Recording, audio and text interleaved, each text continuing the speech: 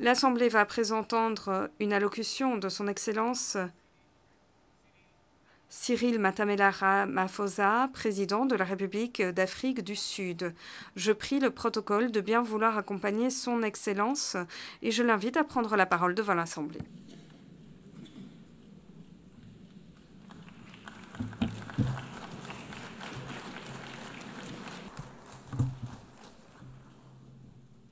Thank you, President of. Je vous remercie, Monsieur le Président, Madame la Présidente de la 80e session de l'Assemblée générale, Monsieur le Secrétaire général des Nations unies, Excellences, Mesdames et Messieurs, chefs d'État et de gouvernement, chers amis. Les Nations unies ont été créées il y a 80 ans pour préserver les générations futures du fléau de la guerre et afin de bâtir un monde prospère, un monde se relevant après la destruction entraînée par le conflit mondial. Les nations du monde se sont engagées à promouvoir la paix, le développement et les droits humains en s'appuyant sur le droit international. Aujourd'hui, plus que jamais, nous demandons que soient respectées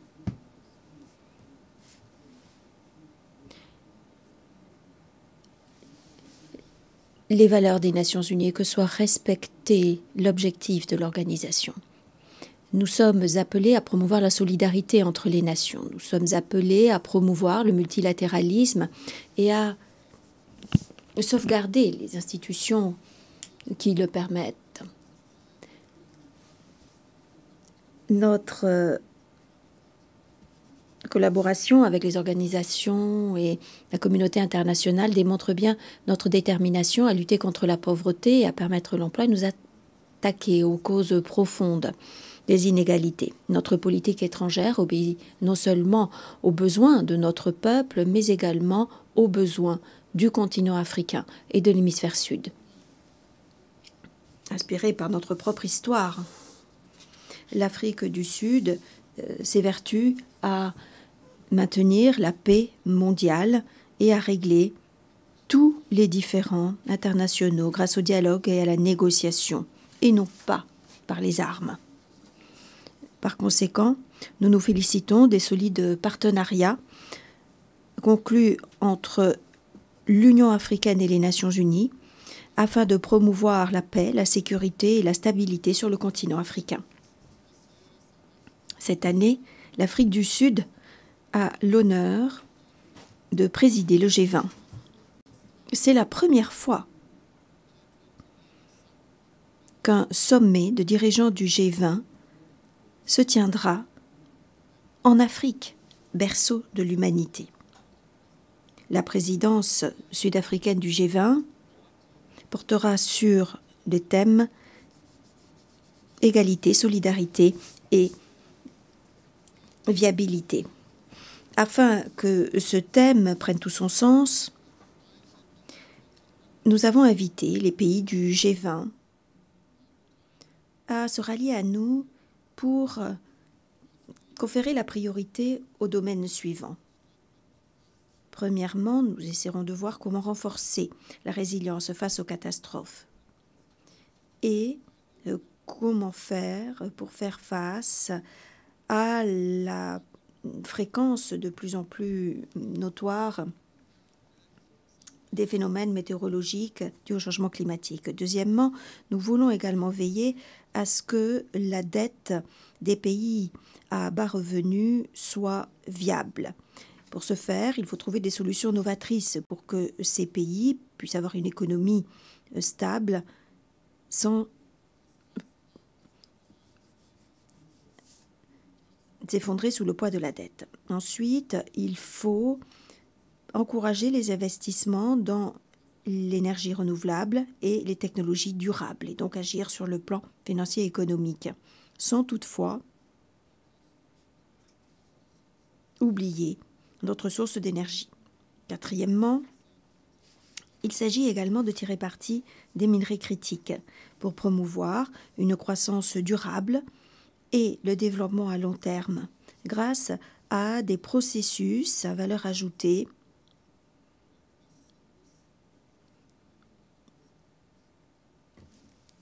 en sachant utiliser ces minerais à la source, là où ils sont extraits, et ce, dans l'intérêt des communautés locales. Ces priorités reflètent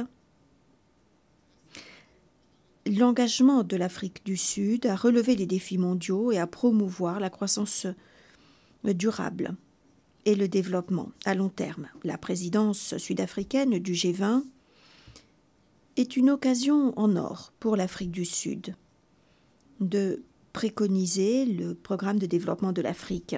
C'est également pour nous l'occasion de faire entendre haut et fort les voix de l'Afrique dans la gouvernance économique mondiale pour un continent qui se développe. En tant qu'État membre des Nations Unies, nous avons tous adopté les objectifs de développement durable. Néanmoins, nombre de ces objectifs nous échappent. Pour de multiples raisons, de nombreux pays échouent à mettre en œuvre ces objectifs de développement durable. Parmi ces raisons, citons le manque de ressources financières pour assurer les progrès requis pour atteindre ces objectifs. Nombre de pays en développement, notamment en Afrique ou dans l'ensemble de l'hémisphère sud, ne disposent pas du capital suffisant pour financer la réalisation des ODD. Ces pays sont endettés et ils paient plus pour le service, beaucoup plus même pour le service de la dette que pour le secteur de l'éducation. En réalité, ces pays constatent que leur service de la dette est même beaucoup plus onéreux que pour les pays du Nord. La solidarité est de mise avec des règles justes en matière de prêts, notamment pour les pays du Sud. Et ceci nous permettrait d'honorer nos engagements communs. Grâce au processus du G20, nous essayons de forger un consensus afin de voir comment ce problème pourrait être réglé, y compris en réformant les institutions financières internationales, en particulier les banques multilatérales de développement, et ce, afin de mieux relever les défis mondiaux rencontrés par de nombreux pays. Le système commercial multilatéral doit être réformé, comme cela a été montré. Par ailleurs, l'OMC reste la seule organisation multilatérale à même de remédier aux dissensions en matière de commerce international. Le commerce reste un des instruments les plus importants pour mobiliser les ressources mondiales en faveur du développement. Il est préoccupant de constater que des chocs géopolitiques et l'instabilité des politiques économiques mondiales mettent en péril l'économie mondiale et risquent de tarir des sources essentielles pour le développement. En réalité, le commerce est désormais utilisé comme arme contre un certain nombre de pays. Nous devons donc redoubler d'efforts. Nous devons resserrer les liens entre le commerce et le développement. Les pratiques commerciales unilatérales et la coercition économique ont un effet délétère pour de nombreux pays. Ceci inclut les embargos, l'embargo économique contre Cuba, qui cause des dégâts considérables depuis des années à l'économie cubaine. Cet embargo injuste doit être levé au plus tôt.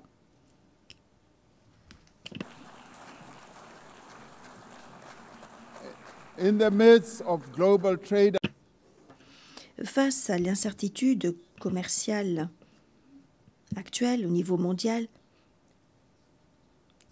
l'Afrique offre un exemple de collaboration constructive et de coopération grâce à la zone de libre-échange continentale africaine.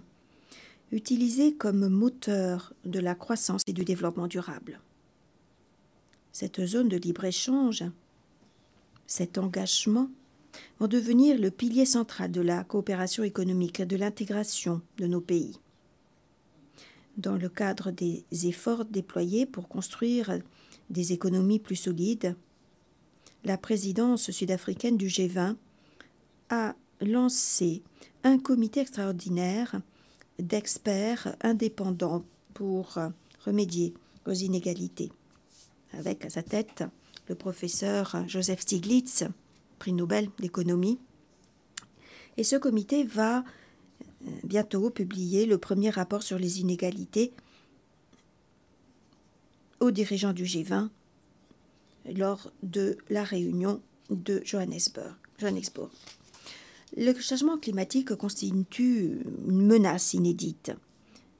Nous échouons à protéger l'humanité en échouant à remédier au changement climatique. Les changements climatiques entravent la croissance dans de nombreux pays, notamment dans les pays du Sud. L'Afrique est la moins responsable des changements climatiques. Mais de nombreux pays du continent africain sont les plus touchés par les effets du changement climatique, avec des phénomènes météorologiques extrêmes comme des sécheresses et des inondations qui aggravent l'insécurité alimentaire, entraînent un déplacement des populations et endommagent les infrastructures, entraînant également des pertes de moyens de subsistance. Nous devons donc prendre des engagements conformément aux principes directeurs des responsabilités communes mais différenciées. Le secrétaire général a récemment indiqué que les dépenses dans le secteur de la défense ont atteint récemment un record, alors que le monde n'arrive pas à tenir ses promesses essentielles en matière de développement. Nous fabriquons des bombes, alors que nous devrions construire des infrastructures sociales pour améliorer le quotidien de nos peuples. Nous menons des guerres qui sèment la destruction, alors que nous devrions lutter contre la pauvreté et renforcer les moyens de subsistance de nos populations vulnérables. Nous devons agir résolument pour faire taire toutes les armes partout dans le monde pour atteindre l'objectif du développement durable et de la paix mondiale. Je suis convaincue qu'il est possible d'atteindre cet objectif. Alors que nous fêtons le 80e anniversaire des Nations Unies, l'importance et la pertinence de cette organisation et les différents processus internationaux pour le maintien de la paix et de la sécurité internationale sont pourtant sapés par certains. D'aucuns utilisent de plus en plus l'action militaire violant le droit international. Le Conseil de sécurité des Nations Unies a démontré son inefficacité sous sa forme actuelle, dans sa composition actuelle. Il n'arrive pas à s'acquitter du mandat que lui a pourtant confié la Charte en matière de maintien de la paix et de la sécurité internationale. L'Afrique du Sud reste vivement préoccupée par l'érosion de la crédibilité du Conseil de sécurité et par son incapacité à assurer le respect du droit international, son incapacité à faire rendre des comptes. La situation humanitaire en RDC, au Soudan, à Gaza et ailleurs se détériore. Et nous sommes préoccupés lorsque nous voyons que certains pays continuent de violer le droit international et continuent de faire fi des décisions et résolutions des Nations Unies ou des ordonnances de la Cour internationale de justice. La création du groupe de La Haye vise à réaffirmer la primauté du droit international en s'attachant à promouvoir la redevabilité, en garantissant le soutien pour la paix durable. Nous ne pouvons pas, nous ne devons pas accepter que des membres de cette organisation continuent délibérément de violer sans conséquence la charte que nous nous sommes tous engagés à faire respecter. Les nations se sont engagées à respecter la charte des Nations Unies et en tant que nation ayant pris cet engagement, nous devons faire respecter le droit du peuple palestinien à l'autodétermination, conformément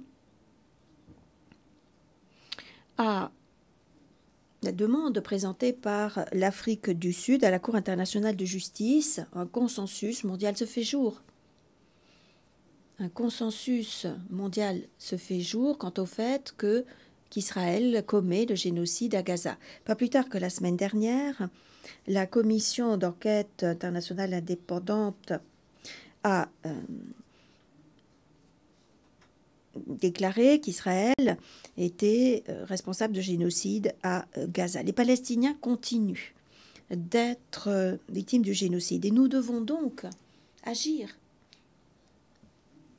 L'Afrique du Sud a agi dans l'intérêt de sauver des vies en insistant pour que la Cour internationale de justice rende une décision attestant de la commission d'un génocide à Gaza et rappelant que ce génocide doit cesser. Nous sommes ici devant vous pour le dire, ce génocide doit cesser. Nous nous félicitons de la réunion de haut niveau historique qui s'est tenue hier sur la solution des deux États dans cette même salle de l'Assemblée. Ceci démontre bien la détermination de l'écrasante majorité. La majorité de pays, c'est-à-dire aujourd'hui plus de 142 pays. 142 pays et plus qui estiment que les Palestiniens méritent un État pacifique, vivant côte à côte avec Israël. État pacifique. Et beaucoup appellent de leur vœu cette existence de deux États côte à côte. Il faut donc tout faire pour que cette solution soit viable, pour qu'elle puisse être mise en œuvre. Tous ceux qui peuvent agir dans ce sens doivent le faire. Un nombre croissant de pays reconnaissent enfin l'existence de l'État de Palestine. Nous attendions cela depuis longtemps et nous avons comme responsabilité, en tant qu'État membre des Nations Unies, de réaffirmer le droit à l'autodétermination également du peuple du Sahara occidental.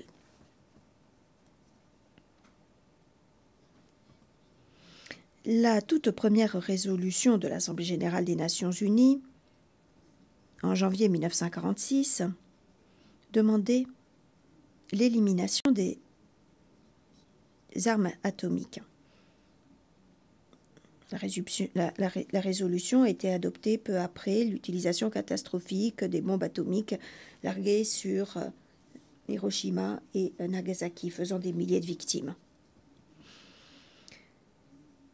Des décennies plus tard, nous n'avons pas beaucoup avancé dans la réalisation de notre engagement en faveur du désarmement nucléaire.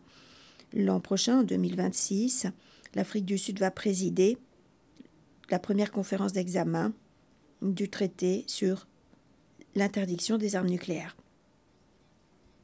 Ce traité réaffirme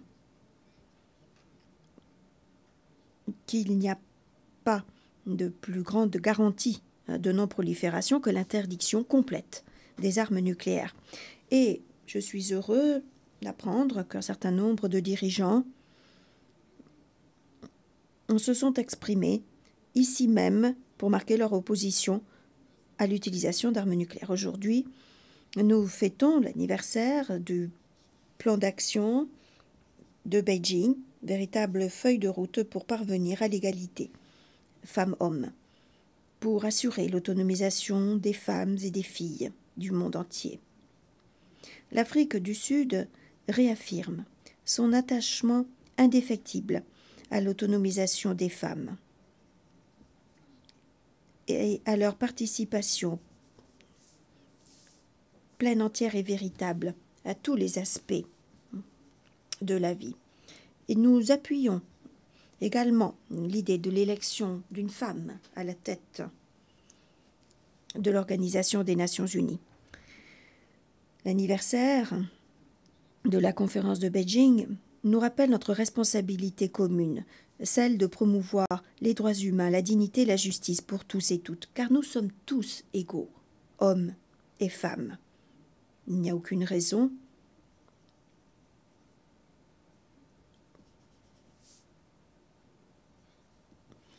de continuer d'empêcher les femmes du monde d'avancer. Je voudrais également saluer le travail des institutions spécialisées des Nations Unies et des fonds et programmes. Nous devons également nous intéresser à toutes les institutions liées au système commercial multilatéral. Alors que nous fêtons le 80e anniversaire des Nations Unies, nous devons saisir cette occasion pour édifier des Nations Unies plus solides pour les 80 prochaines années. Nous avons besoin d'une organisation plus solide, plus forte, une organisation fondée sur l'engagement renouvelé en faveur de ces principes fondateurs. Nous devons relancer les négociations sur la réforme du Conseil de sécurité dans le cadre de négociations intergouvernementales à l'Assemblée générale, y compris en relançant des négociations fondées sur un texte. Le Conseil de sécurité doit rendre des comptes. Il doit également être représentatif. Il doit être démocratique et il doit pouvoir s'acquitter efficacement de son mandat. Nous ne pouvons plus accepter qu'une grande portion de la population du monde ne soit pas représentée au Conseil de sécurité des Nations Unies. Mon propre continent, l'Afrique, a 1,4 milliard de personnes, l'Amérique du Sud aussi, est dans une situation analogue, en ce sens qu'elle n'est pas non plus représentée. C'est inacceptable. Ceci doit cesser.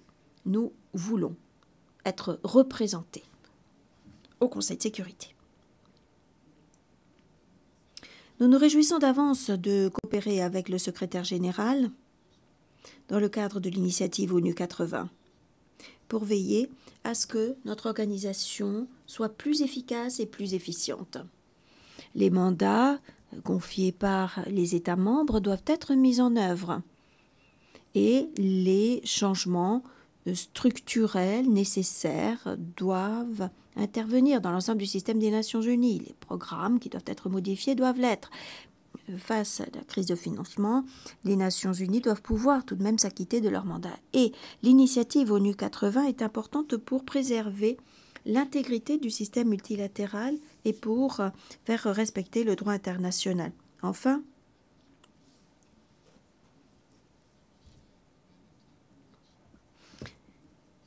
notre appartenance aux Nations Unies reflète notre détermination à agir tous ensemble dans l'intérêt de l'humanité.